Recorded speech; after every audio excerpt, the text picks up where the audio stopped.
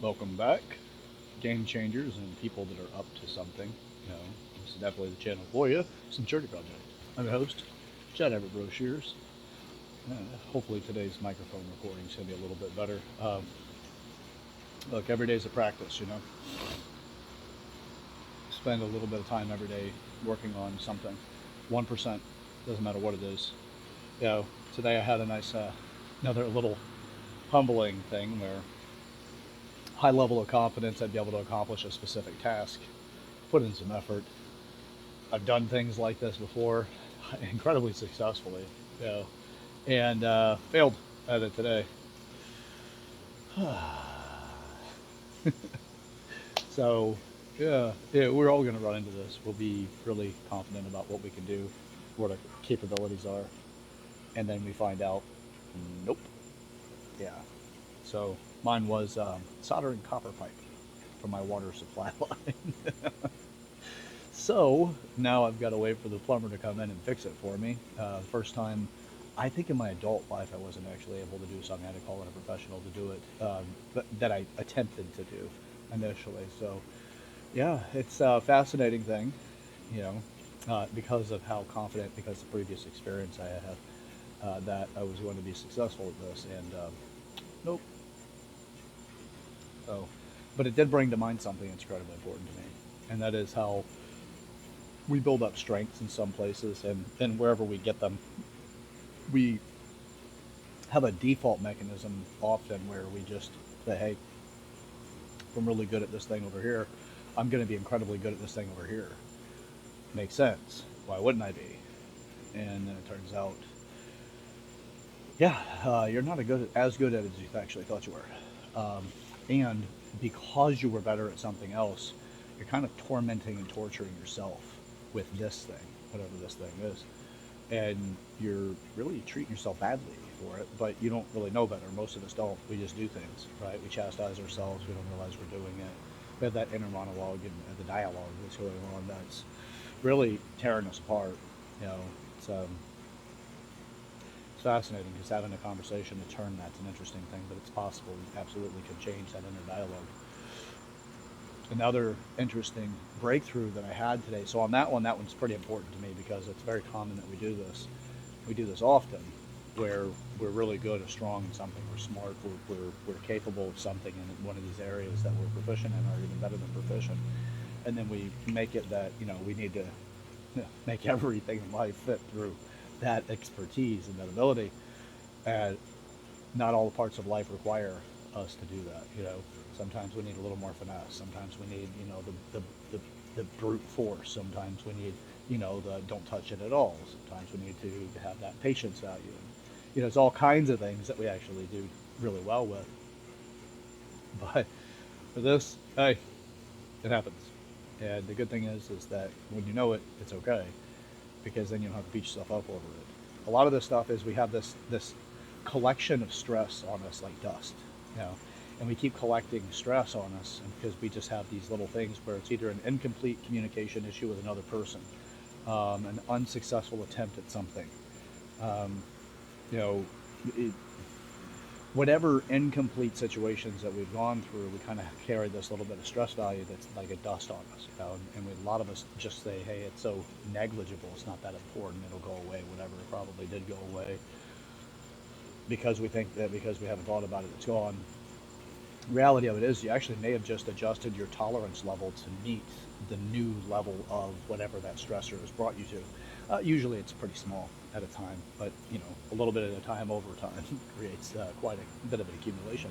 So we carry this stuff around like stress dust, and we don't know how to get it off us because we don't realize it's there. We're bearing this massive burden, but we don't know it, and it's because of all these small moments in life, or these areas where we collect small amounts, or little, just small amounts of stress.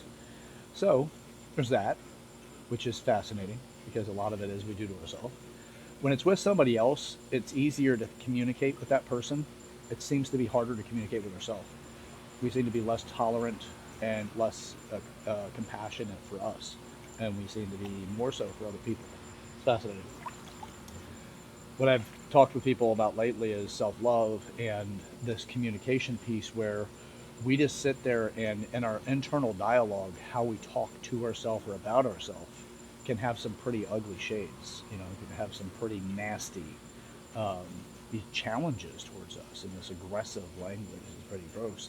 But if somebody were to talk to us like that in person, we'd never see that person again. We'd do everything in our power to get away from that person, because we'd look at them and say, "You are an absolute piece of crap. How dare you speak to me that way?" But our inner dialogue's like, "Yeah, I don't give a damn. Throw your fit all you want. I'm just going to ridicule you over your fit too." And then the next thing you know, it just dog piles in, and you don't really have a whole lot to do about it. You just say, "All right, it's fine," because this thing's talking to us so consistently, you don't even realize it's doing it anymore. It's so common. So you have that, and the way I like to frame it is like this: if you're sitting down at a table with somebody and they start talking to you the way that you talk to yourself, how long will you tolerate that? Probably within the first couple of words, you'd be like, "You're not talking to me that way." Now, Jordan Peterson talks about, you know, the interesting and perplexing challenge that a lot of psychologists see is that people will be more catering and caring towards their pets than they will towards themselves. Like they will make sure that their pet has their medication on a regular basis on time, but yet they may miss their medication. They may have special catering that they need to do, maybe special foods or whatever, and they'll take care of their pet. And there's a percentage value on it. I don't have it off the top of my head, but it is significantly. It's a significant imbalance, and I think it's pretty fascinating. I'm not saying take away the love from your cat or your dog or your pet, but I am saying give yourself some. Damn it, love yourself. It's a challenge. Most of us don't. What we do is we say we probably shouldn't love ourselves because people that love themselves are narcissists or they're, whatever placekeeper, undesirable personality trait that you'll put in there because it just feels better that you do, and you don't want people to know you that way. So you do what you do. You don't want people to know you that way. And you talk shit to yourself and you don't really love yourself, and then you wonder why your relationships don't work out wherever those relationships are. You may have a validator for money and you don't think your relationship with your job's working out well because you didn't get a bonus that you were expecting, or you want something bigger, or you wanted a promotion or a raise or something that helps validate you because you equate your self-worth with the amount of money that you can make. It's not a bad thing. It's part of who you are. But if that's how the total way of you that you equate your value, yeah, you're probably not going to love yourself much whenever you don't have as much money in your account as you think you should. Or somebody else isn't validating you because you didn't get the raise, you didn't get the position, you didn't get, start a successful company right away. It's like whatever it is that you use as your validator. It's very common for people to be upset about it. Not accomplishing it, but it's a way of robbing you of your fulfillment in life. Because it's fascinating how we'll focus on one area and then we try to make everything in the world fit into that area. And it has to work no matter what. It's like the insanity that you have something that you've developed and it's actually pretty decent, and it's a skill set that sets you out, to a degree that makes you you stand out, and society has a demand for it. So you have that, and then it's like having a drill as far as a tool. You got a drill. Well, you come across a job that needs a nail, and you're like, well, I can't drill down a nail because there's no spot for it. It's a nail, not a screw. So let me take this piece of equipment that's actually kind of delicate by comparison to a hammer. It's far more delicate, and you just smash it into the frickin' nail to get it into the wall. Well, it worked, but at what cost? And you could damage that tool. Same thing in our own psychology. It's what happens. Let's say you misuse something. You have something that's a skill set that you've actually got fairly well developed. It is the drill amongst the tools that you have. And you try out this skill set with something going on in your life, and it is not well designed for that, but it does have degrees of efficiency that makes it possible that you can complete the challenge that you're dealing with, or the task that's at hand. But it also creates degrees of doubt in yourself or your abilities, because this time around, that thing that you are pursuing, the thing you're out to accomplish, well, it made you start to feel a little doubt towards your skill that wasn't really that equipped for that challenge. But you didn't realize it because that's how much you've developed yourself into believing that that one thing about you means so much. That, being funny means so much, or, being charming or intelligent, or being a socialite, to a problem solver, perhaps taking leadership direction, things like that. Like all of these different things that we could be doing, and you've just isolated yourself down, your self-worth and your self-value, your character that you hide behind as that one area, the attribute of yours. So, it gets to be challenging, man, because yeah, it sucks to constantly try to use the drill on every single like application of work that you need. You sometimes don't need any of those things at all. Sometimes you just need a level. Make sure that whatever it is that you're gonna, install or set up or just set down is all level. Fluid level, whatever it might be, whatever that thing is. The drill doesn't do very good at it, but it does very well when you're dealing with screws of all types. And then whatever. I don't go too far into the analogy any further anyway. But yeah, so it's fascinating to me how we just have such a odd way of just trying to exist. Uh, but I love it. What better to do? We got opportunity ahead of us. We got our life. So so I had an interesting discovery today. Share this with you guys as well. Um, Patterns of behavior and what it takes to wake you up to those patterns. Right? It was somebody that I got back in touch with today. It's been a little while since we talked, and I notice immediately in the pattern of that communication and in that relationship. She'd regularly tell me, "Hey, I'm not your enemy. I'm with you," and it really didn't seem to hit or land for me. So I'm like, "What do you mean, my enemy? I don't really have enemies. I don't treat people that way. I'm not that kind of person. I prefer to make allies and friends, not enemies. But I'm like, okay, well, I've got to hear her out enough to at least understand what she's saying, versus like shrugging it off and saying that's not me. You've misassigned something to me. It belongs to somebody else, or you're in misunderstanding, something like that, right? And you try to talk it out, but it's just not, you're not hearing it. Well, my God, man, this time of my life is the marker for becoming humble, right? Constantly humbling myself, because I realized from that conversation, with however brief it was, uh, I did slip back into kind of like how you treat an enemy in that situation. And I'm like, but it's not overt and obvious, like, screw that person, whatever, harm comes to them, blah, blah, blah. Not that, not like that. It's more of this looking for reasons to be divided, and reasons not to connect. Looking for reasons to prove that they're wrong and I'm not. It's that kind of stuff. But, I do this work. I do this work all the time. This is me humbling myself, because look, if you want to lead, you really have to do it, And if you want to make a difference, you need to be the difference. So here I am looking at it going, well, figuring out ways to create distance, ways to invalidate the attempt to connect. And it's not a conscious thing necessarily, or actually it's not a conscious thing in my experience of this. It was more of something running in the background.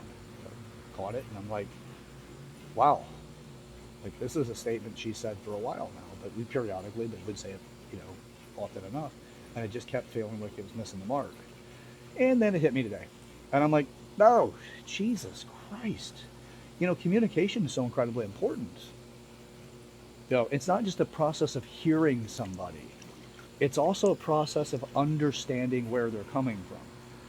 Because most of us are just so familiar with talking at people that we don't realize that talking at them there's no real communication there. You're just hoping that they listen to you, because you're not giving them the same kind of courtesy to listen to them, but you're just, feeling either that you're really important, what you have to say is more valuable, you can't wait to say because they don't understand, they're going the wrong direction in the conversation, whatever it is, but you're not communicating, you're talking at somebody, not with them.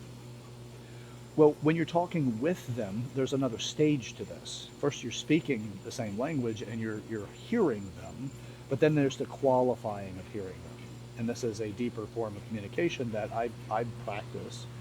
I've got to get better at, but I'm aware of, which gives me access to getting better at it. So it's all fantastic in that way. But the point of it is I still need to learn, and I still need to practice, and I still need to do these things. And a lot of times you've just outdeveloped yourself to your current peers. Nothing's wrong with anybody. I'm not saying you're better than anybody either. You just put a lot of work in certain places, and you're excelling in certain places. And your peers are your measurement for success based off of your community, right? The people around you, and that's how you base your community. And you say, hey, that's successful traits, and I am, more adapt to that particular thing that they're doing, and I'm gonna do my thing here. I'm better in this way, but I'm not better than this person. They're bad or they're whatever crap or any of that stuff. It's just, yeah, I'm more proficient, I'm more effective. And the dismissal of the overall communication piece there, because you start shutting them down. You're not really hearing them. So communicating in such a way that you can actually land and better understand what the hell everybody's talking about takes something. So you spend time creating that. It's foundations of communication. It's like in debate, there's a thing called straw manning, and straw manning is where you create a caricature of somebody's position. And in the debate, it's a witness thing. So other people are witnessing it, and the goal is to win the debate by scoring specific points that favor your argument over the other person's argument. That's pretty much the basic function of debating. And so straw manning is where you create a caricature or something that isn't quite true about the person's position, but it's close enough to have enough relative, enough relative values to it to make people say, "Hey, that's close," and typically what you do is you create this false belief about their position, but it's close enough to what their position is that the average audience member would see it and say, "Hey, it invokes a little bit more emotion on average, or at least the effective ones do, but it's not saying effective good, it's just effective in the direction of misleading the group, because it's not really the person that they're arguing, that they're debating with's position." So that's straw manning, and it's where you beat up that thing. It's not really the person, it's an idea of their argument, but it's not their argument.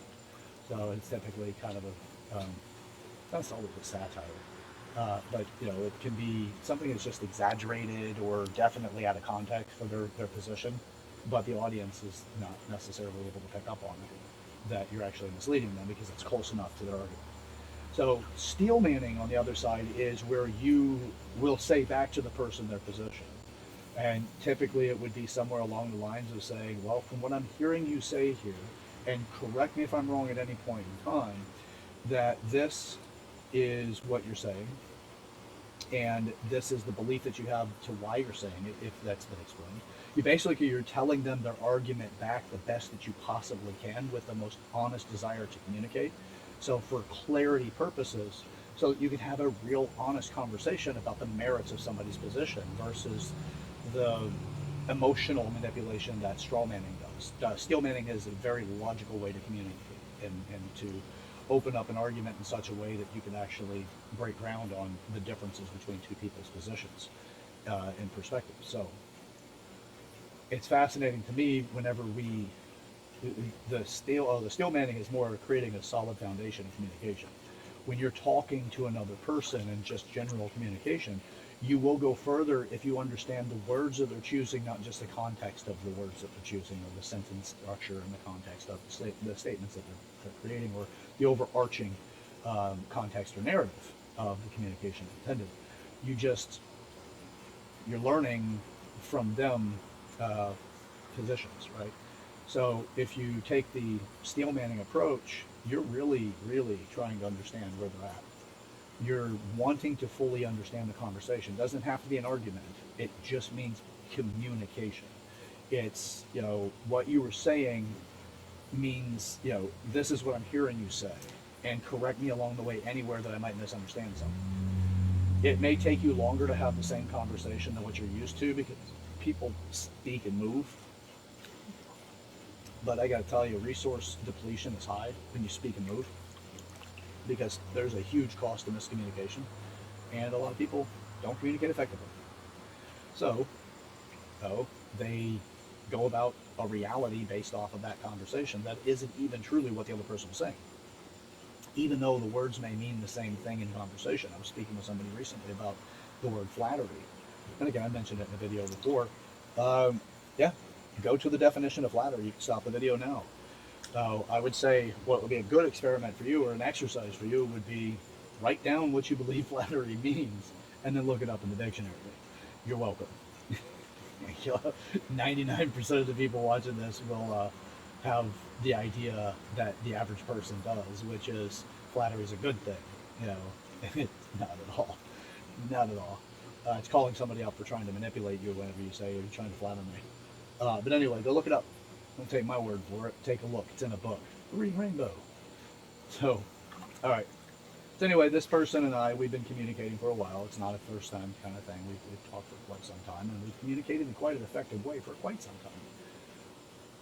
But I was missing something. She was absolutely 100% congruent, better communication than my own.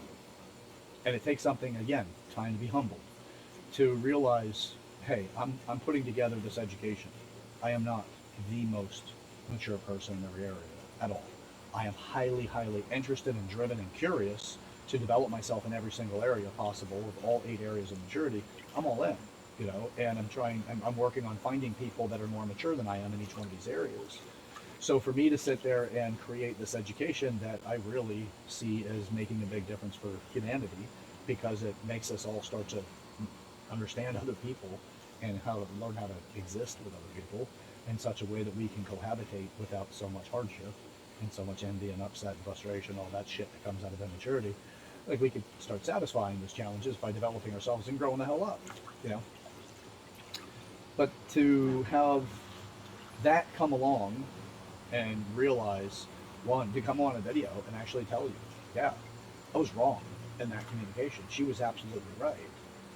And the world was created in such a way from that communication that really did create some division between the two of us, because, she's communicating perfectly clearly and I'm not comprehending it because it's something that I'm blind to. But how do you get to not being blind to something? It's taken quite some time, with a lot of challenges along the way, to be able to get to the point where I've opened my eyes going, holy shit, she's completely right here. So, yeah, it's fascinating to me. Fascinating. And humbling, right? It's like, wake up in the morning every day and try to find something that you're going to be humble about. Something you're going to be humbled about, too. That's not easy to figure out, because there's not a lot of us going to wake up in the morning going, oh, I'm real damn good at this one thing, and I'm going to go figure out how I'm not so good at it. That's not as near as easy to do. By comparison, to go, yeah, I'm humble, and you can say it all you like. And being humble is one thing.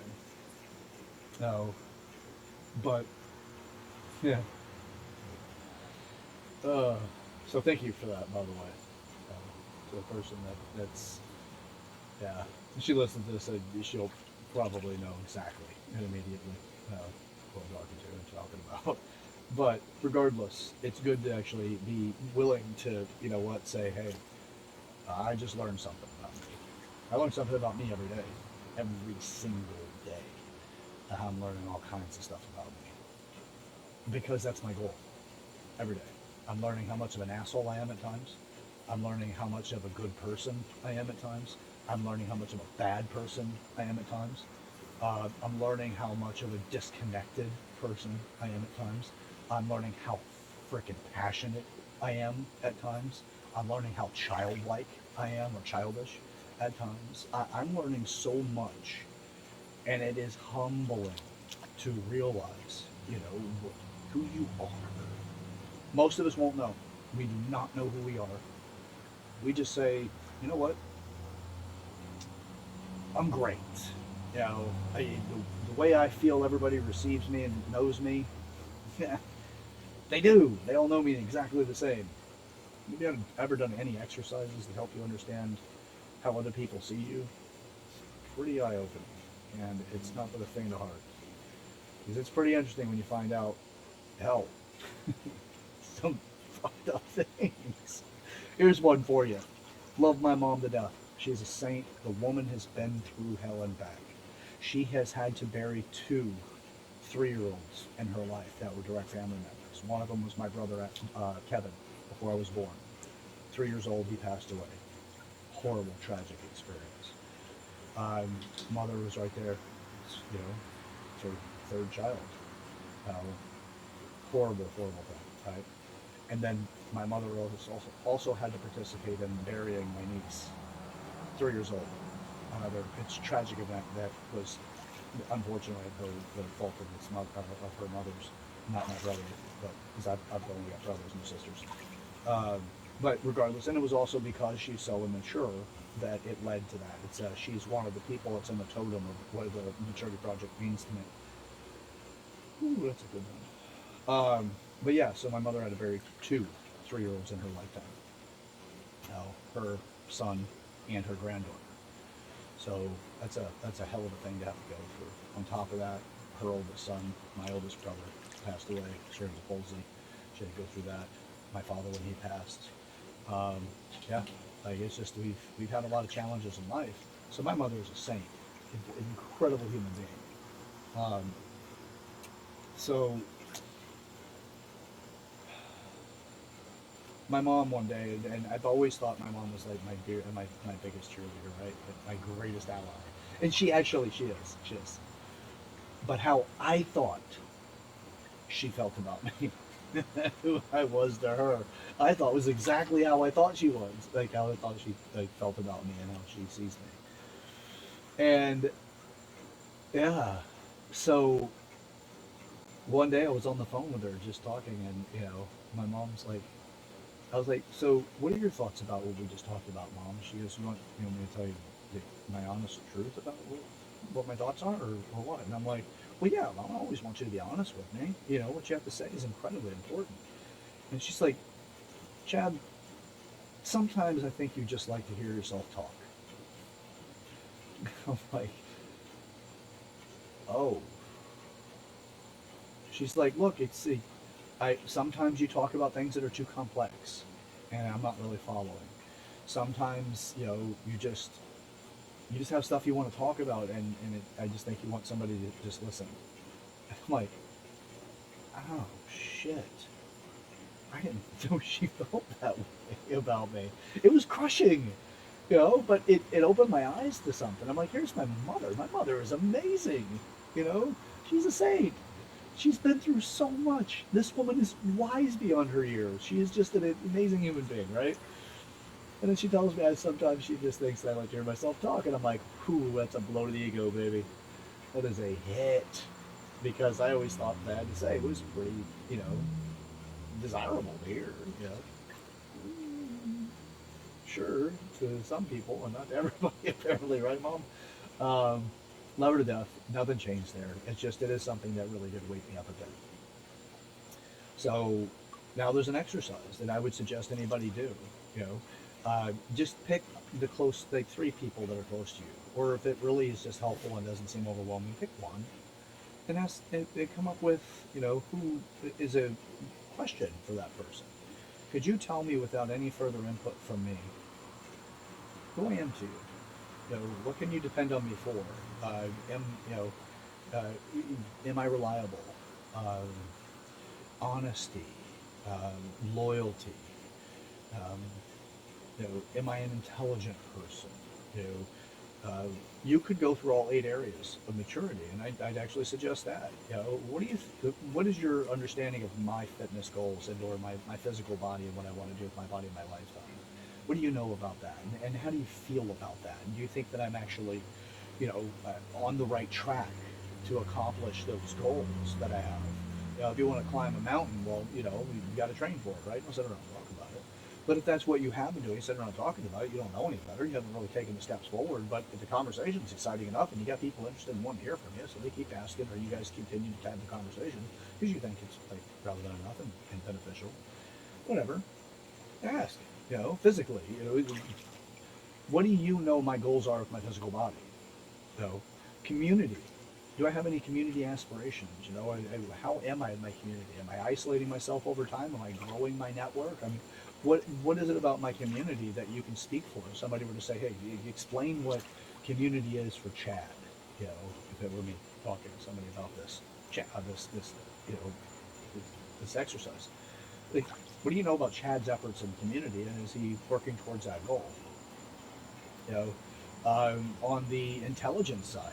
What do you know about Chad with his intelligence? Is he learning anything actively? Is he pursuing anything academically? Is he developing himself in any which way that you understand? What do you know about that? You uh, what about emotions? How stable is Chad emotionally? And is he putting any work in emotionally? And what's the thing that you like the most surprising thing you've ever seen him do emotionally that would be negative, and then what's the most surprising thing positive? That. And what do you overall? How would you teach somebody who Chad is through the emotional side of it? Finance. Is he good with money? Does he get into a lot of financial agreements that he may not be able to keep up with, or does he fall behind on his bills? If he had a lot of money put away, is he investing? Is he on his way to making a financial step for freedom for his family? Where is he financially?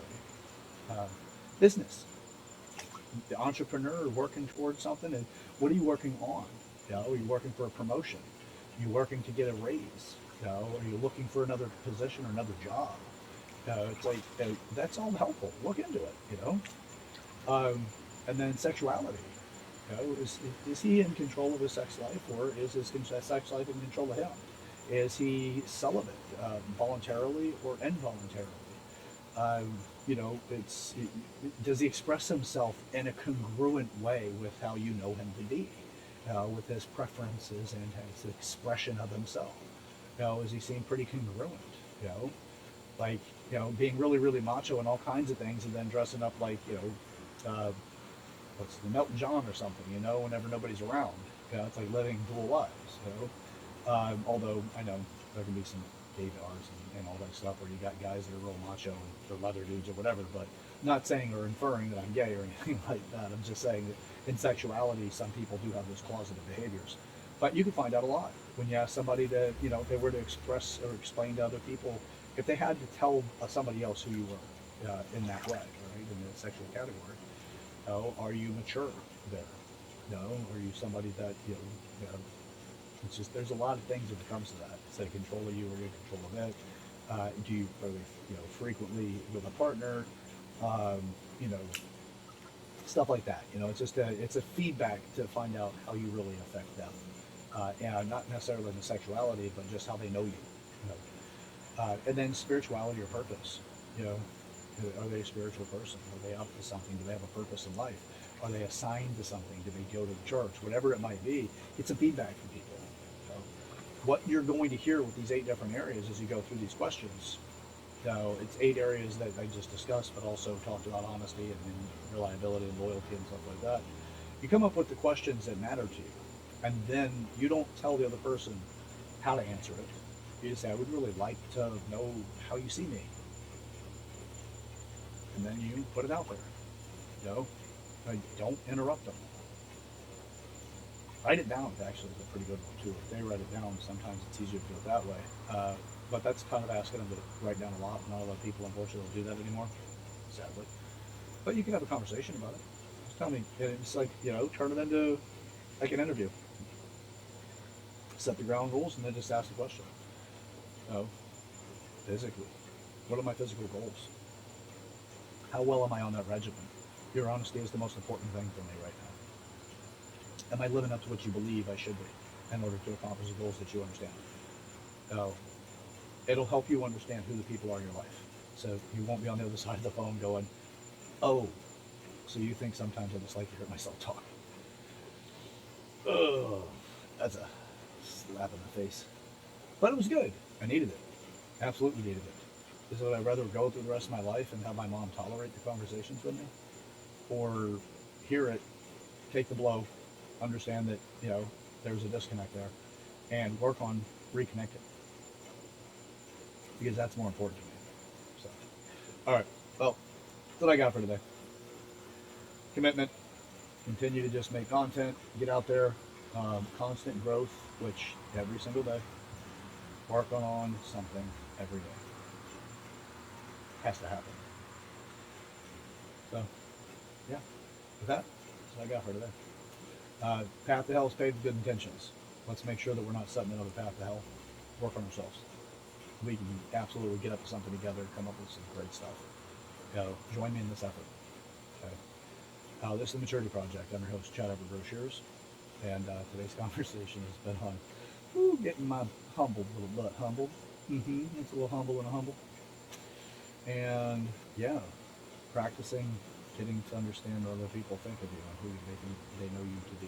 So it's a fun one.